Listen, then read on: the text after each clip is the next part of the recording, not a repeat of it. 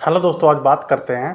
आपने सुना होगा कि परमाणु प्रशिक्षण इंडिया में हो चुका है। इंडिया परमाणु संपन्न देश है, लेकिन क्या आप जानते हैं कि परमाणु प्रशिक्षण कैसे हुआ था? किस देश ने हम इंडिया के ऊपर इतना दबाव डाल दिया था कि जो उन्होंने बोला था कि परमाणु प्रशिक्षण नहीं करना है। और उस टाइम के जो तत्कालीन प्रधानमंत्री थे, उन्होंने किसको छूट दी थी कि आप डायरेक्टली बिना किसी दबाव के परमाणु परीक्षण कर सकते हैं। तो उसी के बारे में आज बात करेंगे। कौन से वो साइंटिस्ट थे और कौन से वो प्रधानमंत्री थे और कब कब ये परीक्षण हुआ था जिससे कि इंडिया एक परमाणु परीक्षण सफल कंट्री बना था। तो स्टार्ट करते हैं स्टार्टिंग से कि जो 1974 में जब ये परीक्षण हुआ था, 18 मई 1974 में, उससे पहले क्या हुआ था कि जैसे कि अमेरिका ने इतने प्रेशर डाल रखा था इंडिया पे कि वो परमाणु परीक्षण ना करें। एक तो उस टाइम में इंडिया एकदम अर्थव्यवस्था इतनी स्ट्रोंग नहीं थी, क्योंकि इंडिया कुछ दिन पहले ही आज़ाद हुआ था। और दूसरा, जो कि अमेरिका एक सक्सेसफुल कंट्री था ही, वैसे भी पहले भी था, अरब भी है, और देश भी है जो उनसे ज़्यादा सक्सेसफुल नहीं है। तो वो हमेशा से दबाव बनाता रहा है। जब वो दबाव बनाता रहा है तो उनको ये भी लगता था कि कोई भी परीक्षण करे, परमाणु परीक्षण करे, तो वो हमसे पहले इजाज़त ले। तो उनके माइंड की ये थिंकिंग थी। लेकिन उस टाइम में जब इंदिरा गांधी प्रधानमंत्री थी, तो उन्होंने क्या किया, उन्होंने बोला कि एक जगह है तारापुर, जो कि गुजरात में है, मैंने वहाँ पे एक प्लांट लगाना है, जो कि बिजली का प्लांट लगाना है, बिजली जनरेट करनी है। उस टाइम में बिजली भी नहीं होती थी, ये बहुत पुरानी बात है, 1974। उस टाइम में तो कोई एक अच्छी बाइक भी नहीं होती थी इंडिया में। जो बाइक एक दो बाइक होती थी, लेकिन उस टाइम का जो टाइम था, कोई भी बाइक अवेलेबल नहीं थी जो कि अच्छी होती थी। तो उस टाइम की बात है। उस टाइम में क्या हुआ, तो इंदिरा गांधी एक तो लेडीज थी और ऊपर से प्रधानमंत्री थी। उन्होंने बोला कि हमें यहाँ पे प्लांट लगाना है जिसपे कि 300 करोड़ के आसपास का खर्चा आएगा। तो लेडीज की बात तो जल्दी मानी जाती है। जब उन्होंने ये बात अमेरिका तक पहुँचाई, तो अमेरिका की जो गवर्नमेंट थी वो उसके लिए एग्री हो गई कि हम तुम्हें जो कि परमाणु का जो रहेगा यूरेनियम आपको हम देंगे कि आप यहाँ पे बिजली का प्लांट लगा सकते हैं। लेकिन जब उन्होंने प्लांट बना के रेडी कर दिया, उसके बाद जब उनको देने की बारी है तो वो मना करने लगे, क्योंकि उन्होंने सीटीबीटी लगा दिया था, एनएसजी लगा दिया था, और भी बहुत सारे रूल लगा दिए थे जिससे कि वो इंडिया को प्रशिक्षण करने से रोक सके। तो जैसे ही उन्होंने यहाँ पे प्लांट तैयार किया, जब उन्होंने मना कर दिया कि हम आपको यूरेनियम नहीं देंगे, प्लूटोनियम नहीं देंगे, तब इंदिरा गांधी ने बोला कि आप जाइए, इनको उखाड़ के ले जाइए, क्योंकि अमेरिका ने बहुत सारा पैसा ऑलरेडी इन्वेस्ट कर दिया था जो कि तारापुर में। लेकिन तब इंदिरा गांधी के सामने वो झुक गई, उनकी गवर्नमेंट, अमेरिका झुक गया, तो बोला कि हम तुम्हें दे देंगे, यूरेनियम तुम्हें दे देंगे। तो जब उन्होंने दिया, उनको क्या लगा था कि ये एक्चुअल में बिजली का प्लांट ही लगाएंगे, बट उनके माइंड में जो चल रहा था कोई नहीं जानता था। तो उस टाइम में जब उन्होंने वहाँ से मंगवाया और उसके बाद उन्होंने परीक्षण स्टार्ट किया, जो कि पोखरण में, राजस्थान में एक जगह पोखरण, जो कि बॉर्डर एरिया पाकिस्तान का। जब उन्होंने परीक्षण स्टार्ट किया, जब परीक्षण हुआ भी 1974 में, जो परीक्षण हुआ वो ज़्यादा सक्सेसफुल नहीं हुआ। वो क्यों नहीं हुआ? क्योंकि जो जो यूरेनियम था, जो कि जिस पे उन्हें जो कि टेस्टिंग करनी थी, उसमें वो 20% ही शुद्ध था। लेकिन जो टेस्टिंग करनी है उसके लिए 80% शुद्ध यूरेनियम होना चाहिए। तो ये इसलिए वो ज़्यादा कारगर साबित नहीं हुआ। तो वो प्रशिक्षण ज़्यादा सक्सेसफुल नहीं हुआ। तो उसका नाम था ऑपरेशन बुद्धा, स्माइलिंग बुद्धा। तो ये तो उसमें ज़्यादा सक्सेसफुल नहीं हुआ। लेकिन उसके बाद जो इंडिया के प्रधानमंत्री थे अटल बिहारी वाजपेयी, जो कि उन्होंने फुल अथॉरिटी दी थी, चिदम्बरम एक जो राष्ट्रपति थे, साइंटिस्ट थे, और एक एपीजे अब्दुल कलाम, जिसको आप सभी लोग जानते हैं, वो साइंटिस्ट थे, उनको फुल अथॉरिटी दी थी कि तुम प्रिसिशन कर सकते हो।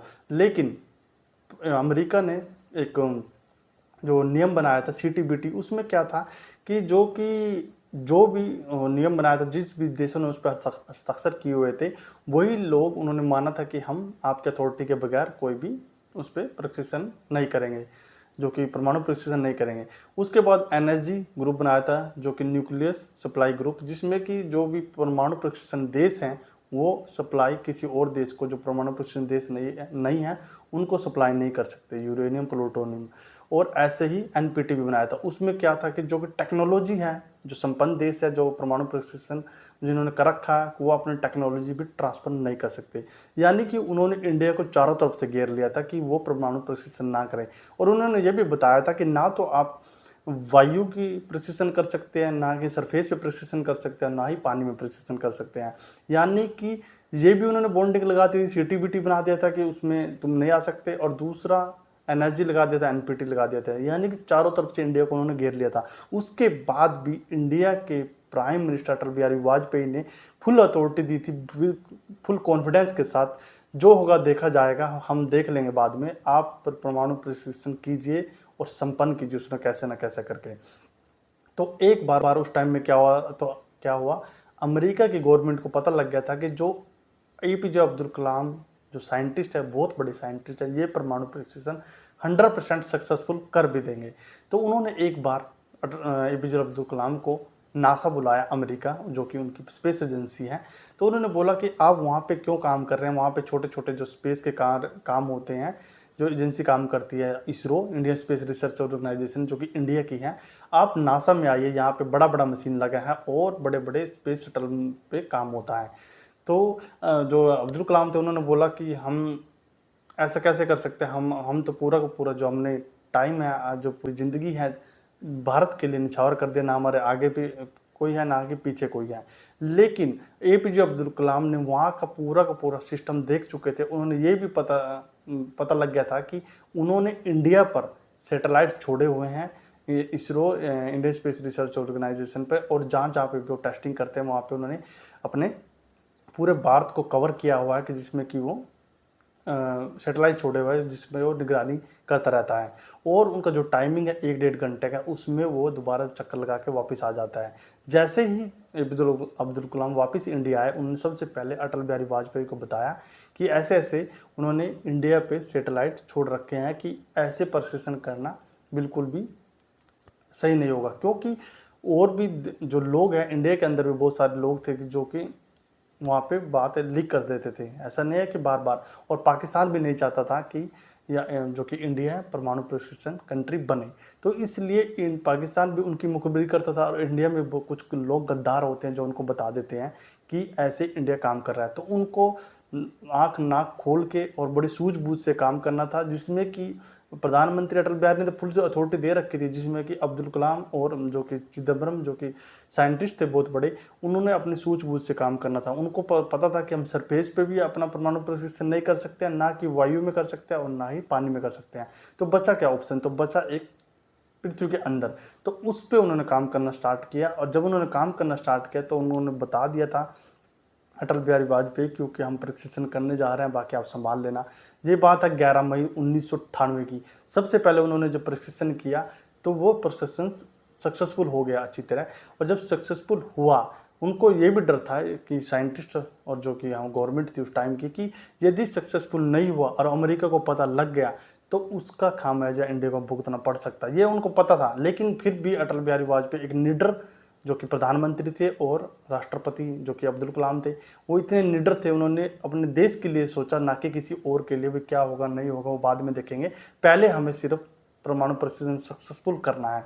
तो उनको क्या लगा कि उन्होंने प्रशिक्षण कर दिया, लेकिन उन जो कि साइंटिस्ट थे उनको पता लग गया था कि हो गया है, लेकिन किसी और को नहीं पता लगा था। उन्होंने अटल बिहारी वाजपेयी से बात भी की कि ये प्रशिक्षण सक्सेसफुल हो भी गया है, लेकिन अमेरिका को भनक तक नहीं पड़ी, पाकिस्तान को भनक तक नहीं पड़ी, और तो इंडिया के लोगों को भी नहीं पता लगा। तो उसके बाद उन्होंने अटल बिहारी वाजपेयी ने बोला अब्दुल कलाम को, एपीजे अब्दुल कलाम को, कि जब हो ही गया है तो 2-4 और भी कर दीजिए। उसके बाद उन्होंने 4-5 और जो ब्लास्ट किए। जब ब्लास्ट हुए तो वो बिल्कुल जो पोखरण जो जगह है राजस्थान में, वो बिल्कुल बॉर्डर के पास है, पाकिस्तान और इंडिया का जो बॉर्डर है उसके बिल्कुल पास है। लेकिन जब वो ब्लास्ट हुआ तो उसके जो भूकंप के जो झटके हुए महसूस हुए, वो पाकिस्तान के अंदर भी हुए। जब पाकिस्तान को ये पता लगा कि यहाँ पे ऐसे भूकंप के झटके आ रहे हैं, सबसे पाकिस्तान ने सबसे पहले उनको कॉल किया, जो कि अमेरिका को कॉल के बताया ऐसे ऐसे। लेकिन उससे पहले ही जो कि जब प्रशिक्षण चल रहा था, जब पहला प्रशिक्षण हुआ था उसी टाइम जो कि अब्दुल कलाम थे उन्होंने बोला था कि पहला प्रशिक्षण सक्सेसफुल हो गया है। और उसके बाद मिलिट्री के वहाँ पे जो लोग रहते थे उनको हटा दिया था, वहाँ पे मिलिट्री के बहुत सारे बंकर बना दिए थे और वहाँ पे मिलिट्री की जो एक्सरसाइज स्टार्ट कर दी थी, जिससे कि यह लगे यहाँ पे मिलिट्री का जो टेस्टिंग चल रही है, मिलिट्री की एक्सरसाइज चल रही है। गोले बारूद चलते रहते थे, गोलियाँ चलती रहती थी उस टाइम जब प्रशिक्षण चल रहा था। और जब प्रशिक्षण सक्सेसफुल हो गया पहला, तो उसमें तो किसी को पता नहीं लगा। जब दूसरा हुआ, जब प्रशिक्षण जब हो गया दूसरा 11 और 13 मई को 1998 में हो गया, तब तुरंत जब वो ब्लास्ट हुआ, प्रशिक्षण हुआ, बहुत बड़ा जो प्रशिक्षण था, जो ब्लास्ट था, जिसमें कि 5 बार कंटिन्यूस एक के बाद एक के बाद एक 5 बार कंटिन्यूस जब चलते रहे जो प्रशिक्षण ब्लास्ट हुए, जिससे कि पाकिस्तान के जो एरिया वो दहल गया। जब वो दहला तो तुरंत अब्दुल कलाम ने बोला कि अटल बिहारी वाजपेयी को कि आप यह अनाउंस कर दीजिए कि यहाँ पे राजस्थान में बहुत बड़ा तो आंधी तूफान आने वाला, कोई भी देश का जो नागरिक है वहाँ पे ज़्यादा ना जाए, उस तरफ ना जाए। जैसे ये अनाउंस किया तो उसके बाद जो पाकिस्तान के जो लोग थे उन्होंने, जो खुफिया सूत्र थे, उन्होंने अमेरिका को बता दिया कि ऐसे ऐसे वहाँ पे प्रशिक्षण हो रखा है, तो आप क्या कर रहे हैं। तो उन्होंने बोला नहीं नहीं नहीं, यहाँ पे तो जो आंधी तूफान चले हैं, सैटेलाइट ने ये ऑब्जर्व किया कि यहाँ पे तो आंधी तूफान चले हैं, उसका आंधी तूफान की वजह से वो चल रहा है। लेकिन उनको पता ही नहीं लगा कि इंडिया ने प्रशिक्षण कर चुका है। लेकिन उसके बाद जब उनको पता लगा कि प्रशिक्षण हो चुका है, तो उन्होंने सबसे पहले जो उनकी जो वर्डिंग थी, उन्होंने बोला कि तो इंडिया को इसका खामियाजा भुगतना पड़ेगा। लेकिन इंडिया के जो प्रधानमंत्री थे अटल बिहारी वाजपेयी, वो इतने निडर थे, उन्होंने तुरंत प्रेस की कॉन्फ्रेंस की और कॉन्फ्रेंस में बोला कि हमें कोई फ़र्क नहीं पड़ता कि हमें क्या भुगतना पड़ेगा, हमने प्रशिक्षण किया है और अपने दम पे किया है।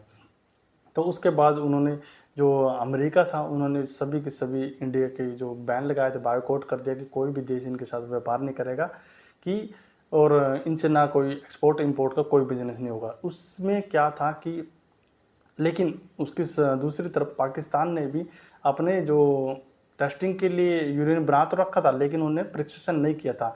लेकिन उनको लगा कि जब इंडिया ने कर लिया तो हमें भी करना चाहिए। तो पाकिस्तान ने भी तुरंत अपना परमाणु प्रशिक्षण किया। और प्रशिक्षण करने के बाद जैसे ही अमेरिका को पता लगा, अमेरिका ने तुरंत उन पर दबाव दिया कि अरे तुमने क्यों किया है। लेकिन पाकिस्तान ने तुरंत रिप्लाई किया, अरे हम पे तुम दबाव डाल रहे हो, बगल वाले इंडिया इतना बड़ा देश है, उन्होंने कर दिया है, आप उसका कुछ नहीं बिगाड़ पाए। तो उसका उनको फ़ायदा मिल गया। जब उनको फ़ायदा मिला और उनको फ़ायदा मिल गया जिससे, और लेकिन इंडिया ने तो पहले ही कर चुके थे। और इंडिया पे जब उन्होंने बैन लगा दिया तो अर्थव्यवस्था थोड़ी सी डगमगा गई थी। और पाकिस्तान की तो बिल्कुल ही ख़त्म हो गई थी। जब इंडिया की अर्थव्यवस्था डगमगाई थी उस टाइम में क्या हुआ था, तो 50 लाख के आसपास के लोग जो कि फॉरेन कंट्रियों में रहते थे, वहाँ से अर्निंग करके वो इंडिया भेजते थे, जिससे कि अर्थव्यवस्था ज़्यादा डगमगाई नहीं।